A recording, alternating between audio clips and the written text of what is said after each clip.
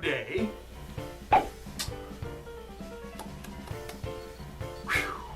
Good evening.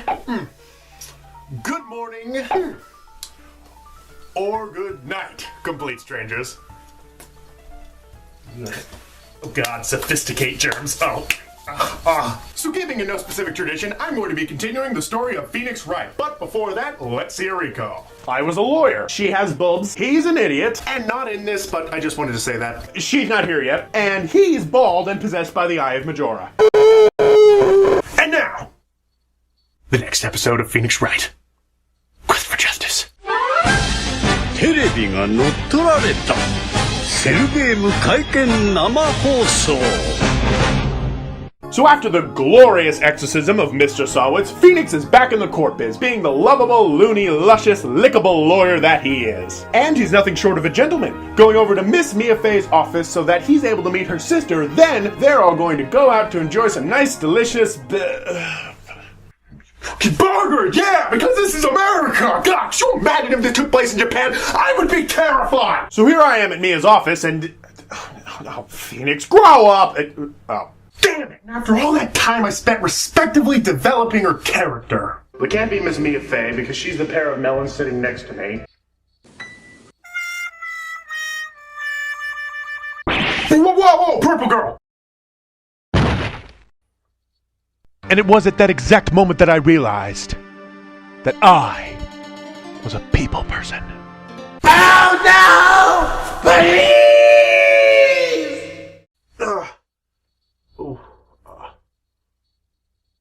And it was at that exact moment that I also realized just how quiet things had suddenly gotten. So a pink woman from the window of an apartment across the street calls the cops on your ass, which is your cue to get the amp-stamp decramity out of there. But, alright, now hold up there. You get stopped by this guy, a detective named Dick Gumshoe, or, as the French version calls him, Dick-tective.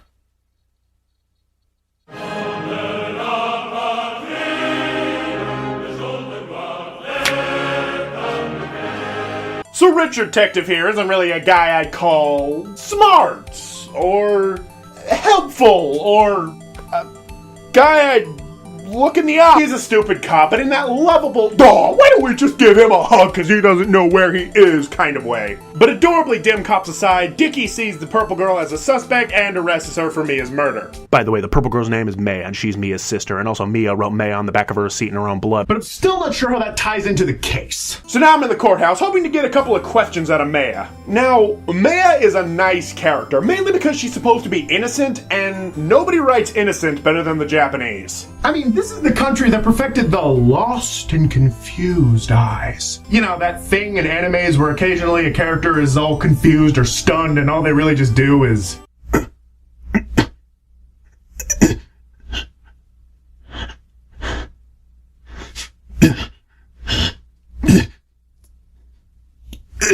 But yeah, Maya's pretty cool, and she works pretty well as a sidekick for Phoenix. So, maybe don't kill her off, Capcom?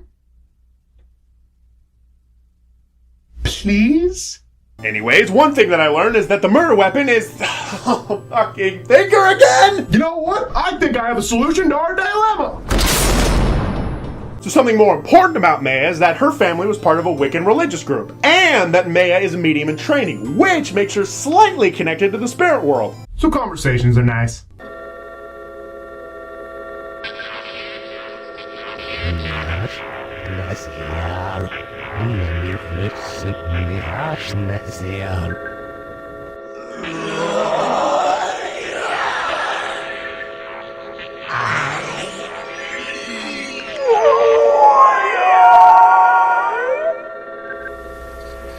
Okay.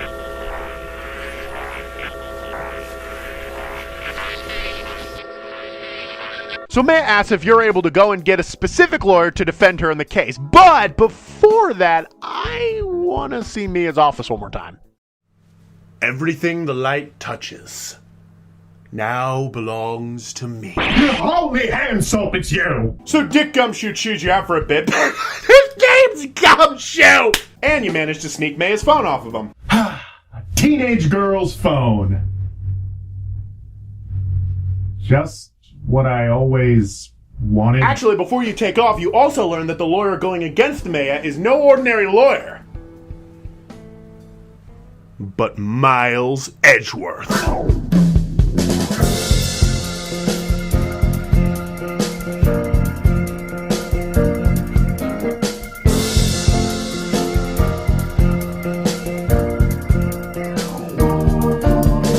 They say he's the roughest, toughest, meanest lawyer to ever walk the face of justice. That his love for unfair prosecution burns hotter than the creepy passion of his fangirls.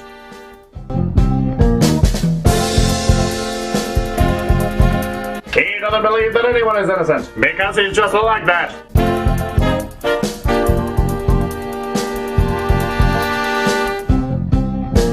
But that's all just made up fairy tales, right?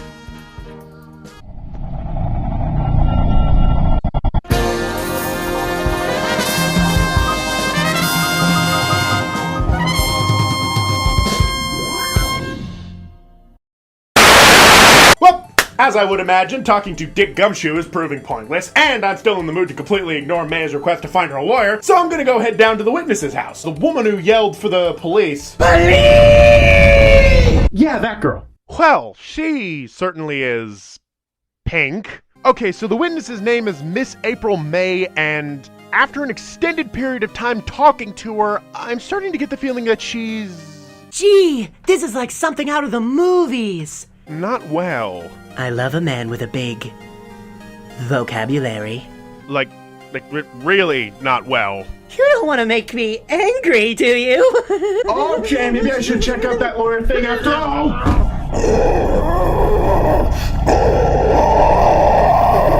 Now then, on with the lawyer. So now here I am inside of the lawyer's office, but no sign of him, and... What's that noise?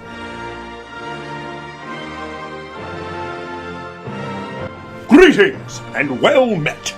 I am Sir Marvin Arthur Grossenberg, and I am a great lawyer. Whenever there's a guilty slime, I'll take them. Whenever there's a child crying in the streets, I need a lawyer. I'll be theirs. Because there is no crime too insignificant, and there is no person I will not represent. For I am British justice. So tell me, boy, who am I representing? What poor being has been brought down by the blinded eye of society? Speak, my boy, for I am your leader, your captain, your king. Her name is Maya Fey, and... What? I will not defend Maya Fey. Now be gone, heathen! But what about there's no person I will not represent? A lesser-known fact about me is that on top of being a great lawyer, I am also a great liar. Now away with you! You're... Fuck Britain. Okay, so with the lawyer idea out, I guess there's really just two options. I could represent her and fight against the great Miles Edgeworth! Or I could just go home and let the state appoint a lawyer to her. Let's see. Help Maya or go home? Maya, go home. Maya, go home. Maya...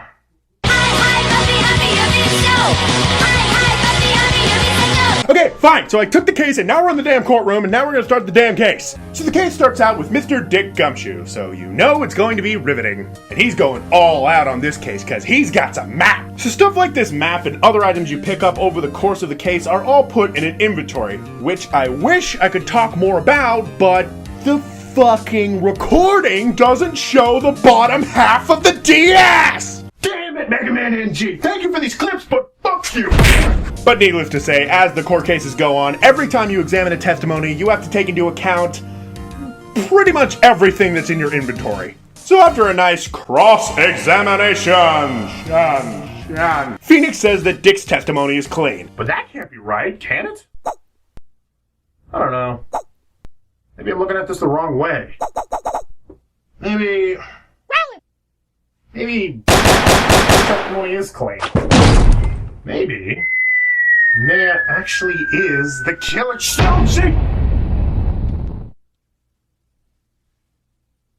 You know, this doesn't help that whole killer theory. So Maya very subtly gave me a piece of paper telling me to push the witness. This is actually a very helpful tip if you ever get stuck in a situation, because unlike directly accusing someone, which loses you an exclamation point, I don't get it. pushing witnesses has no penalty and can change the situation of the case. So I pushed Dick.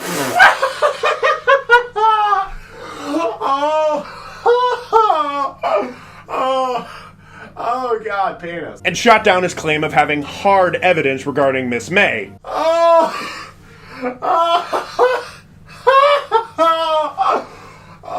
someone give me some juice, please. And I also shot down the claim that Mia wrote Maya's name in blood because at the time she was, well, kind of dead. It's okay. It's okay.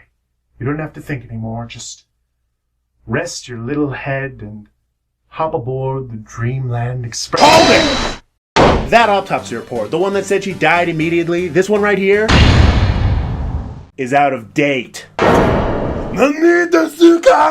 Here is the real autopsy report that completely works in my favor. You're a prick! Okay, so Edgeworth can just change autopsy report so that Mia didn't die immediately. That's fine, because I was still able to knock down one of the claims, and I've got the courtroom on my side. So, if you want to fight dirty, then whatever. Bring on the next witness. Hey, that's a woman! This is not going to go well. So May says she heard the thinker go off when it struck Mia. Because from a distance of roughly 50 feet with the window shut and the sound of a smack to the head, you definitely also hear a tiny clock go off. Also, there's nothing inside of it. Objection! Very clever, my dear Phoenix. Your mother would be proud. But how could you have known that there was no clockwork inside of the thinker at the time of the murder? Because of this! A phone? No. A pink phone? No, the recording on the phone lets prove that the clockwork was taken out before the murder. Why was that in your pocket? Shut up, Your Honor! Well, that sort of tears up May's testimony, and because of that little victory, Phoenix actually tripped up Edgeworth, leaving him speechless. Well, honestly, my heart goes out to you, Edgeworth. Not.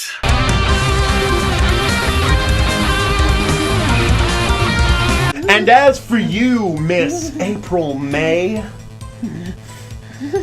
What's the matter, Madam April McGuire May? Getting Stressing? Do you think you're now ready to tell the truth?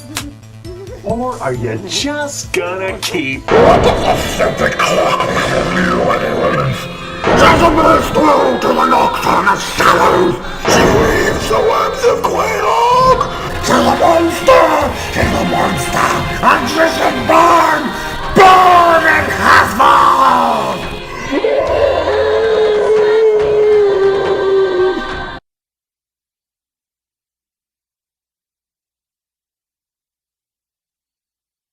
Fuck. Just... fuck. So, if I was a judge or a jury or... I don't know, bailiff, I would have broken up the session from there, but nope. I still have to prove how Miss May knew it was a clock. And that reason why is a wire... Wiretap. This is something I sort of forgot to mention because I was a bit, distracted. See, when you visit April May, you notice a thing obviously sticking out of one of her drawers. She makes a big deal about not touching it, but once you get a moment away from her, you see it's a wiretap. So because she was making such a big fuss must mean she was using the wiretap, and because she knew so much about Mia without actually knowing her must mean she was following the conversation by tapping the phone. So, hold it! For fuck's sake! I want to bring the bellboy to the stand. What? I want the bellboy to take the stand. Okay. This is the trial that never ends. It just goes on and on again. Talking to the bellboy will be sublime, cause Edgeworth left to waste more time. Everybody now! So, bellboy, what have you got to say? You shut your face. For all I need to know does not need to be spoken. For I can see all the answers in your eyes. Never minding the fact that I can't think of a funny voice to give you. I can see all that needs to be seen in your beautiful eyes. Yeah, Japanese. I'm American. Didn't you hear me when I was talking about hamburgers and baseball? Look, I am all for the homosexual stare-downs. I am French, you know. Of course you are. Your accent is perfect. But I cannot tell you anything I know. Like the second man with Miss May. You appear to have sleepy in your eye. Wait, what? I cannot tell you about the second man that was with Miss May on the night of the murder. Edward said to keep it a secret. Oh, my French head, because I am from France! Aha! You know what that means! Second day of trial!